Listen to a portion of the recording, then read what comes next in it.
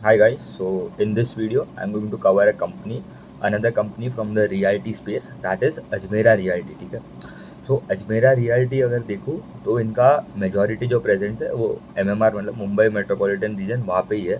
And वो gradually they are expanding into Bangalore as well. ठीक है, तो वहाँ ये दो रीजन में इनका प्रेजेंस है.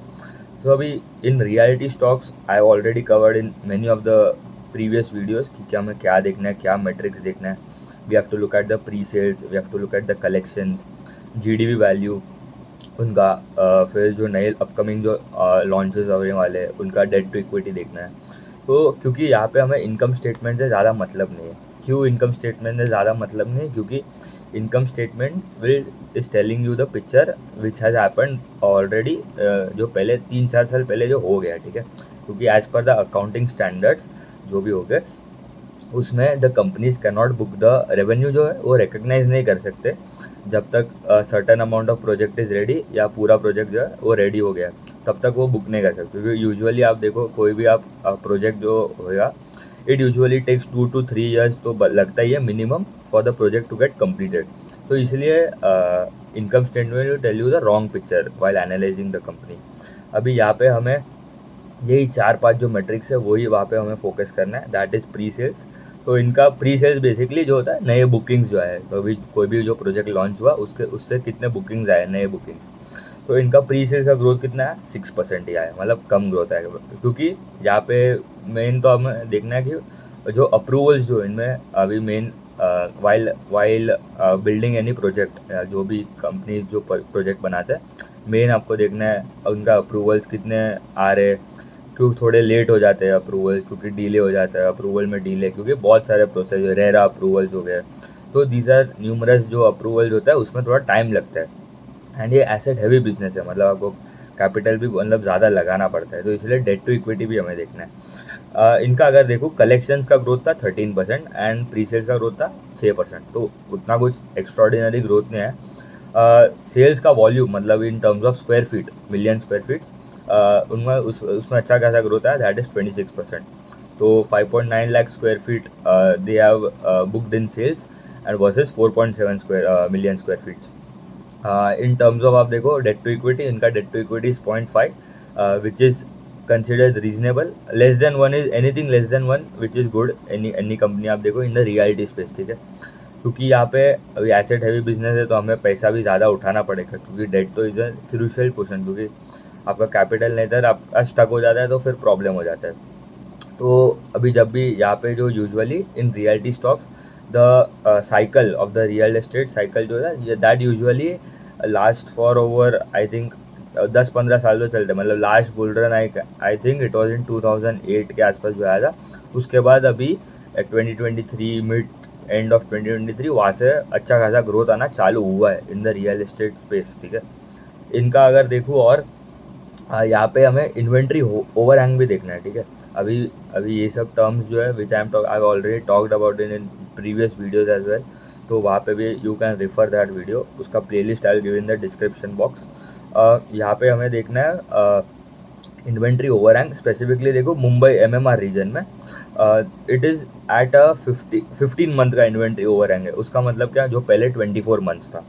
अभी इन्वेंट्री ओवर हैंग क्या होता है? अगर समझ लो 10,000 यूनिट्स है मुंबई में. ठीक है, घर 10,000 यूनिट्स ऑफ फ्लैट्स है इन मुंबई.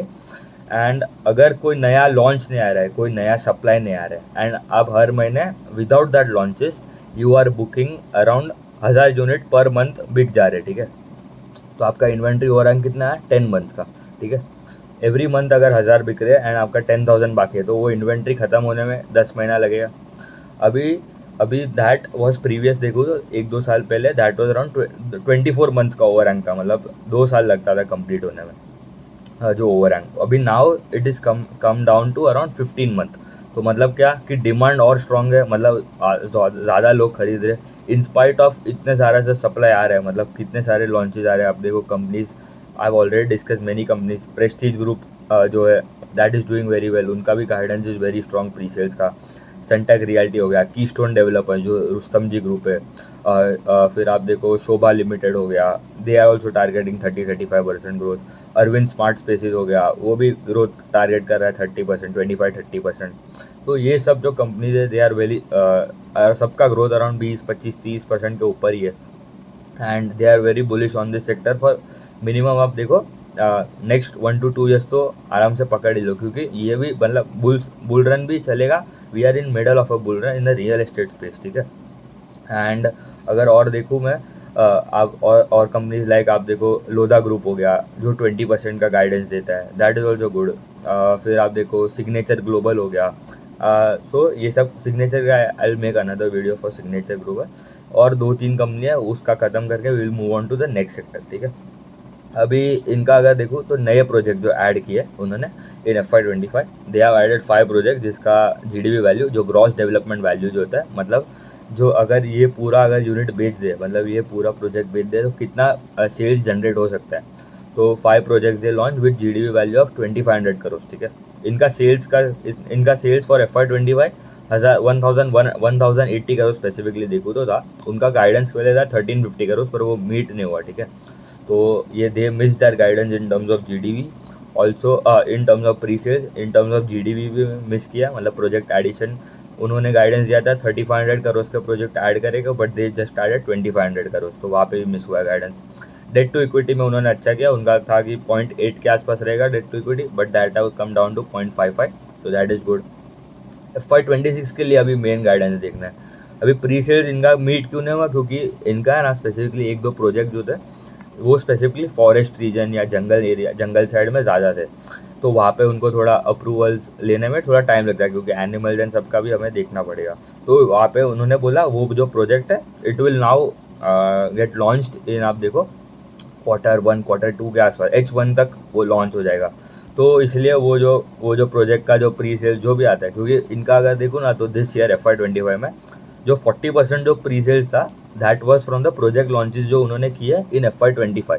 तो 40% जो ग्रोथ आया, मतलब 40% जो भी, मतलब 1000 करोड़ के आसपास जो था, उसमें से 400 करोड़ तो उनका जो ये साल जो प्रोजेक्ट जो लॉन्च किया उसमें से ही प्री सेल्स आ गया। तो इसलिए उन्होंने बोला अभी नेक्स्ट ईयर FY26 में they are projecting very strong growth in the pre sales. क्या गाइडेंस दिया, they want to reach around 1600 crore worth of pre sales. अभी कितना है 1080 करोड़ के आसपास, तो वो कितना ग्रोथ आ गया, 48% के आसपास का ग्रोथ आ गया। तो दैट इज़ वेरी स्ट्रॉन्ग। अभी वही है ना एग्जीक्यूशन रिस्क है, इतना गाइडेंस तो दिया है, बट वही है अभी एवरी क्वार्टर हमें ट्रैक करना पड़ेगा। डेट टू इक्विटी का भी गाइडेंस है कि it would be less than 0.8 के आसपास, अभी 0.55 है, तो वो भी मतलब it is well below that. And also project additions for FY26 देखो, तो they are going to add projects of worth of 3750 crore worth of project, and उसका GDV वैल्यू है। एंड अगर देखूँ तो नए लॉन्चेस जो आने वाले इन FY26 दे आर प्रेडिक्टिंग कि they are going to launch 6500 crore worth of नए लॉन्चेस आने वाले इन FY26। तो 9 प्रोजेक्ट्स वो लॉन्च करने वाले नेक्स्ट 1-2 ईयर्स में, वो बोल रहे हैं। तो 6500 करोड़ का GDV वहाँ से भी आ सकता है। अभी उनका अगर देखूँ इनके जो पोर्टफोलियो में से ऑन गोइंग जो प्रोजेक्ट्स है उसका अगर देखूँ तो जो वॉल्यूम्स है, मतलब in square feet I am talking about, in million square feet, 1.5 million square feet का ऑन गोइंग उनका पोर्टफोलियो है। पोटेंशियल लॉन्चेज जो मतलब अभी जो आने वाले हैं, जो अभी तक मतलब दे हैव, जब वो भी खाली बिजनेस डेवलपमेंट में ही कैलकुलेट हुआ है अभी तक, बट वो आने वाले लॉन्चेस में हो जाएगा इन कमिंग फ्यू क्वार्टर्स। तो that is around 2.2 million, and future development potential is around 10.6 million square feet. तो ये भी अच्छा है कि भाई इन टर्म्स ऑफ आप देखो वॉल्यूम्स में भी, मतलब नए प्रोजेक्ट जो ऐड कर रहे हैं इन टर्म्स ऑफ वॉल्यूम भी अच्छा है।